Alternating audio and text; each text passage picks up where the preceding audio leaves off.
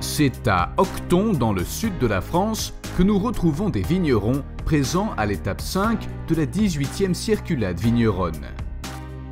Ils proposent la dégustation de leurs produits auprès des promeneurs. Un trio de vignerons va attirer notre attention, car comme vous allez le découvrir, ils possèdent une histoire hors du commun.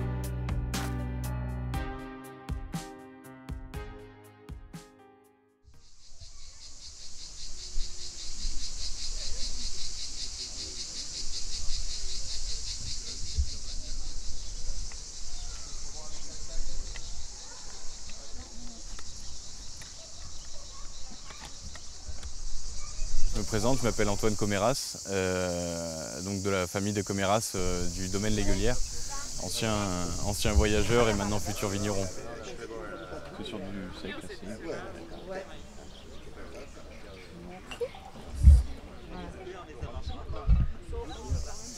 là, actuellement je touche un petit peu à tout, je suis autant au bureau, à la vigne, à la cave, à la commercialisation, de manière à apprendre vraiment toutes les petites ficelles du milieu, quoi. Et quand je serai réellement à l'aise, là je reprendrai totalement la gérance du domaine L'Aiguelière, qui est quand même un assez grand domaine, et il faut le dire, on a un passé, une clientèle, on a des gens qui sont là, donc c'est quand même une gestion assez compliquée. Voilà, il faut bien l'apprendre.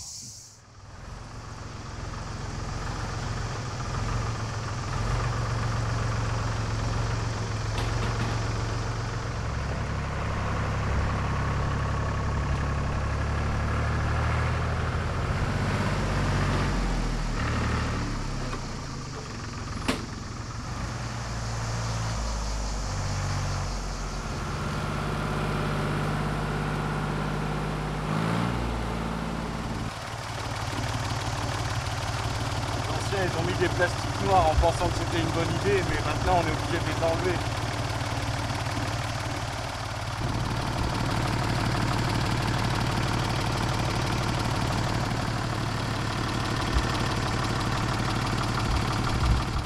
Oui, nous on fait un petit peu d'export pour plusieurs raisons. Aussi parce qu'on a des connaissances ailleurs dans le monde, et aussi parce qu'on aime bien faire passer le vin français dans toutes les bouches, et il faut que tous les gens puissent l'apprécier.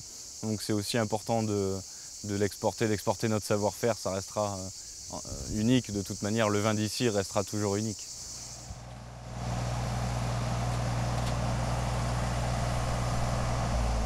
Ma vie a été faite un petit peu de passion, donc quand même de base ça a été, on va dire, l'artisanat en premier.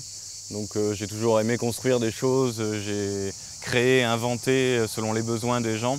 Et ensuite la plongée. J'ai beaucoup plongé, je suis actuellement un plongeur professionnel. Et puis ma troisième passion aussi, c'est l'agriculture. Donc vraiment, ces trois passions-là, j'ai tourné autour depuis ces 10 dernières années. Mais je pense que ma vie restera faite de passion, donc il y en aura sûrement d'autres.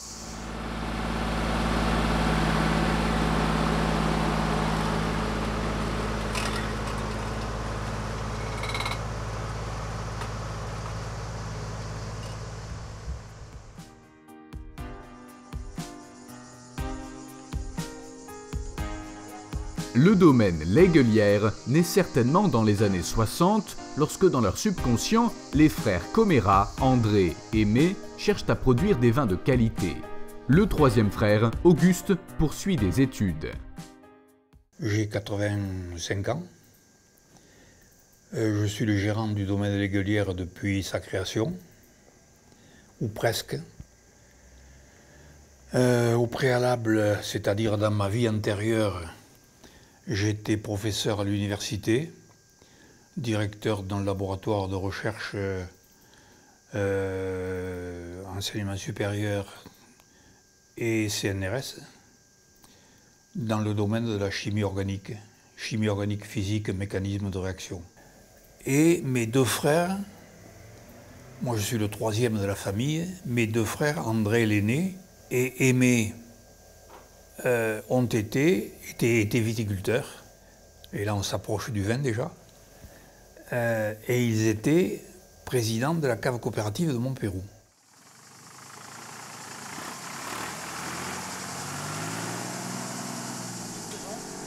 Ici on peut voir une session étiquetage dans le stock des mises en bouteille. Donc, là les bouteilles sont déjà mises mais il n'y a pas d'étiquette, donc on va faire passer sur l'étiqueteuse pour mettre les étiquettes une par une à la main. Et derrière ça va rentrer dans la cartonneuse pour faire les cartons et les ranger dans la palette.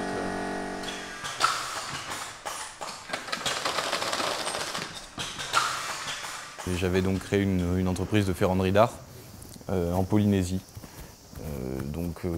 J'ai commencé par construire moi-même l'atelier en ramassant des bouts de ferraille et je me suis fait connaître par l'artisanat, par l'art, par la beauté de l'art et on va dire que c'est monté très très vite. Donc au bout d'un moment j'ai sélectionné mes chantiers de manière, je suis vite arrivé à travailler que pour les plus grandes familles de la Polynésie.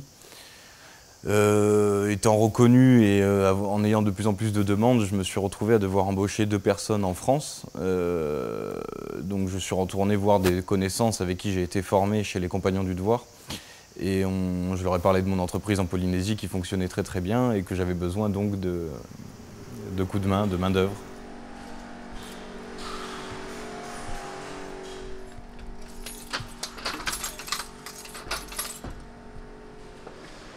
C'est la cave de stockage. Après avoir vinifié le vin, on vient le stocker dans les cuves qui est dans un bâtiment bien isolé qui permet de bien garder donc à 16 degrés tout le long de l'année. Ces grandes cuves, on est obligé de les remplir à fond. Donc arrivé là-haut dans la cheminée, il ne reste plus beaucoup d'air. Et là on met un petit peu de soufre qui va chasser l'oxygène et qui va permettre de garder le vin sans oxygène, donc il va plus oxyder. Dans les grandes cuves à côté, celle-ci, c'est un chapeau flottant. C'est un chapeau qu'on descend avec une corde au niveau du vin. Si le vin il est ici, on le descend au niveau du vin. Il y a une chambre à air comme pour le vélo qui vient se gonfler et empêcher que l'air puisse rentrer, donc protéger aussi de l'oxydation. Ces 2 manières-là, c'est pour éviter que l'oxygène rentre dans le vin et atténue la qualité. Donc voilà, donc en gros ici il y a quoi? Il y a environ 1000 hectos je pense.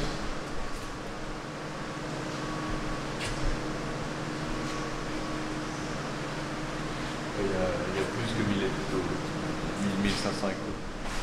Ici, on fait des petits tests de boisage, donc pareil, tous les ans, je me focalise sur une cuve et je vais affiner de plus en plus le boisage dans le but de rajouter toujours un peu plus de qualité. Donc, pour cette année, on a rendu le velours encore plus facile à boire, encore plus agréable, un peu plus complexe avec plus de bois. Et pour ça, je vais le passer dans 3 barriques différentes. Donc le boisage sera fait par 3 barriques différentes au lieu que ce soit fait par qu'une seule barrique. Alors, je m'en suis plus mêlé, moi, de mon Dieu. D'ailleurs, si je m'en suis mêlé, c'est parce que mon frère était président de la cave. Oui. Sans ça, moi tout seul.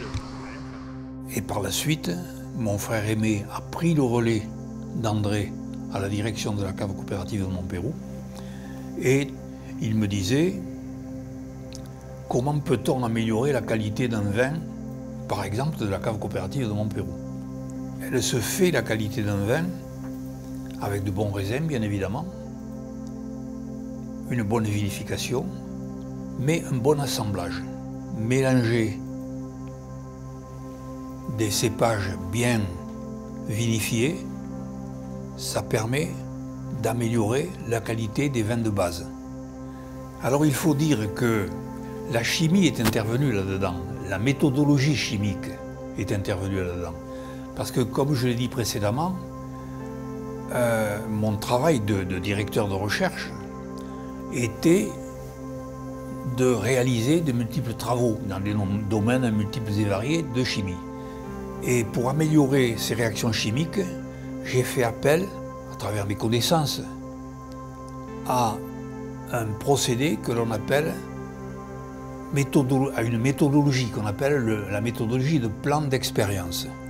À partir de 3 expériences, tu choisis la meilleure et tu élimines la moins bonne et tu progresses comme ça vers un optimum. Et j'ai dit à mon frère, mais on pourrait appliquer cette même méthodologie à l'amélioration d'un vin. Et il s'ensuit la mise en place d'une grosse équipe de dégustateurs et de scientifiques sur l'analyse sensorielle des vins. Cette étude dure 9 ans. À la base, j'étais plongeur professionnel, donc scaphandrier. Et puis, j'avais aussi un peu de temps libre. C'est des missions qui sont relativement bien payées et qui laissent du temps libre. Et donc, j'ai développé cette activité d'artisanat avant tout. Et voyant que ça me plaisait vraiment, que ça me passionnait même littéralement, je suis allé me former chez un maître forgeron. Donc là, je suis d'abord rentré en France pour me former à la coutellerie chez un maître forgeron assez bien réputé. Et ensuite, je suis rentré en Polynésie pour en faire ma passion, pour développer ma passion. Et puis là, victime du succès, ça a bien marché et donc l'entreprise s'est développée beaucoup plus vite que prévu, quoi. Ce qui est une bonne chose.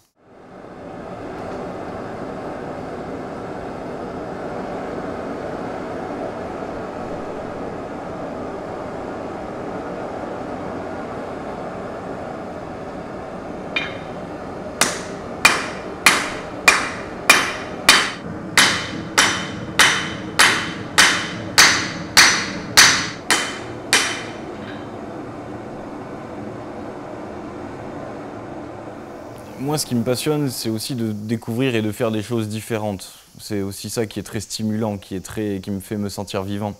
Donc, après avoir réussi là où je voulais réussir et dans mes passions, j'avais envie de plus et puis de nouveau, de découvrir encore de nouvelles choses et de faire encore de nouvelles choses. Et aussi, pourquoi j'ai changé de métier, c'est aussi pour pouvoir me focaliser sur ma passion et ne plus en dépendre, ne plus ne plus devoir faire des commandes rapidement pour manger. Et ça, c'est un peu quelque chose qui tue la passion. Donc moi, mon but, c'était de garder ma passion et de plongée et de coutellerie. Et donc pour ça, d'avoir encore un autre métier. Mais je suis resté dans les métiers passion. Donc faire du vin, ça restera de toute manière un métier passion. Il faut aimer ça pour y arriver. Mais oui, j'arrive à trouver un petit moment du temps pour faire mes couteaux et j'arrêterai jamais de forger. Je pense qu'une fois qu'on est passionné, c'est difficile de s'en sortir après. J'ai réfléchi quelques semaines sur cette question et j'en ai conclu que seul le cerveau humain était capable d'analyser un vin parce qu'il répondait au nez, au palais et à toutes les sensations que l'on reçoit quand on goûte un vin. La difficulté, c'était, oui, mais est-ce que moi, je détecte un vin et je le caractérise de cette façon? Est-ce que toi, tu vas le caractériser de la même façon que moi? Alors, comme j'avais de bonnes relations dans l'université, je suis allé voir le directeur de l'école d'agronomie de Montpellier. Je lui ai parlé de mes interrogations et de mes doutes.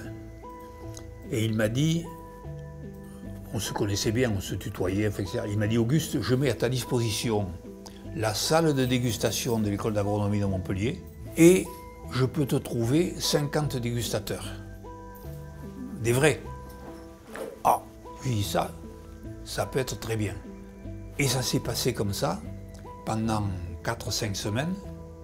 Et au bout de 4-5 semaines, on a constaté que 3 des dégustateurs sur les 53 nous disaient ce numéro 8, parce qu'il y avait ces vins étaient présentés sous forme de numéros. Ce numéro 8 de cette semaine, c'est le numéro 4 de la semaine dernière. Ce numéro 6, c'est le numéro 9 de la semaine dernière. 3 étaient capables de reconnaître les vins. Là, j'ai commencé à être bluffé. Et au bout de quelques semaines, on a convoqué que les 3. On avait 3 dégustateurs au quart de poil. C'était des instruments d'une précision redoutable. Et là, j'ai commencé à me dire, on peut faire de belles choses avec.